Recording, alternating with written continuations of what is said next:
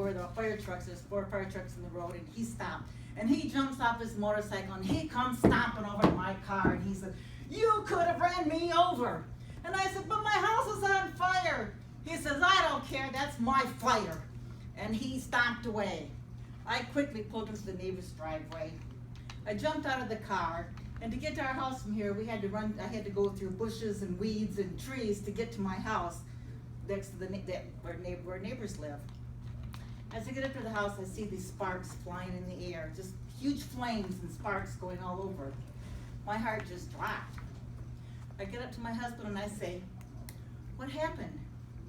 And he told me that he had been sleeping on the couch, and all of a sudden the dog starts barking and jumping, and our dog never barks and never jumps. So he said, "Boy, he must really had to go." So he got up and he went, and he saw these flames come out of the barn.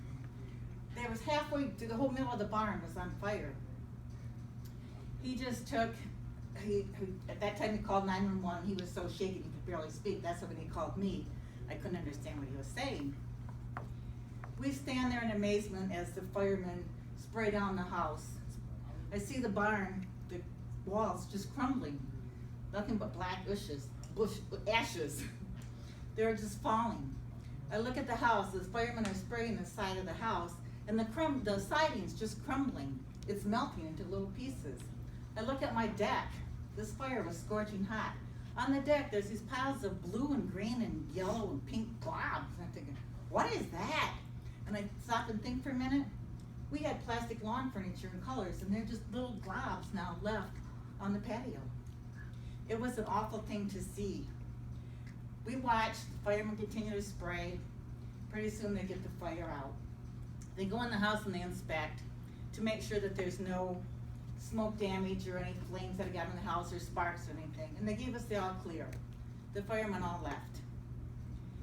As we go to bed that night, sleep came real slow. I was so afraid that another spark would ignite and start something else on fire. The next morning we got up and we donned our boots and our old clothes and our gloves, and we went out to look at this mess. There sits our truck and our van. There's no tires.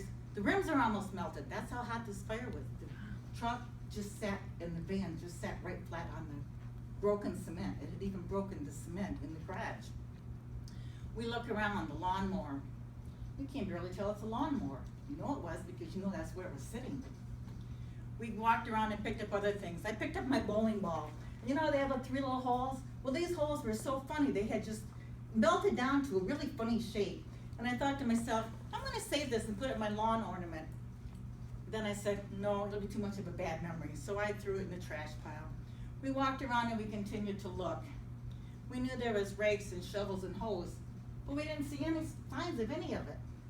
We did pick up a couple hammers and some different tools. They were still intact, but we really couldn't find much of anything. I happened to have a nut business at the time, and the nut business was stored in that particular pole barn. We had just purchased over $2,000 worth of nuts the week before. There they lay on the ground in piles. The nuts were still there. They were totally smoked. Now I will admit in our business we did sell smoked almonds, but that's not the kind of smoked almonds you want to sell. We also had a big ice chest, and in that ice chest there was bottles of water. The bottles had crumpled. They were still intact, but not undrinkable. I think the people in Flint could relate to that. I hope the devastation of a fire never hits any of you. To see those flames blowing and the sparks, it's an awful experience. But a couple of things I learned from that I'd like to share with you. Make sure you're well insured. If you think your barn is worth $20,000, insure it up to $40,000. Make sure you have a good insurance agency. Take pictures. Take pictures of every item you have, because you're never going to know what you have 10 years later, what you've accumulated. And when you take the pictures, on the back of the picture, write the date you bought the item, how much you paid for it, and where you bought it, because the insurance company is going to ask you for all that information. We didn't have a lot of that, and it took a lot of time to go through and sort out what was going on. But the main part of the thing, at the end of the day, when we went through this fire and all the devastation, my dog was happy because he got a great big giant steak for saving our lives.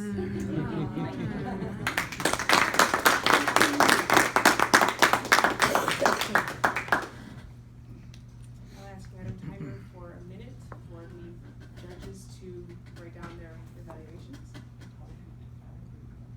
We don't know, I'm going to say that it was undetermined.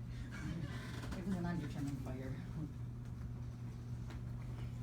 They really think that when I open the garage door in the morning, my husband had just had the truck repaired, and they think that the sparks from the gas fumes, and I open the garage door and the air, the spark, just, it caught something on fire with that. That's what they think. They couldn't prove it because the truck was too demolished. So, undetermined fire is better than knowing for something awful. You have a pyromaniac tendency to share with us? Yeah. Yeah. Most of my stuff is stored in the house though, so my husband's in the garage. Plot thickens. It's only to help declutter. Except for the very, very smoked almonds. Yeah.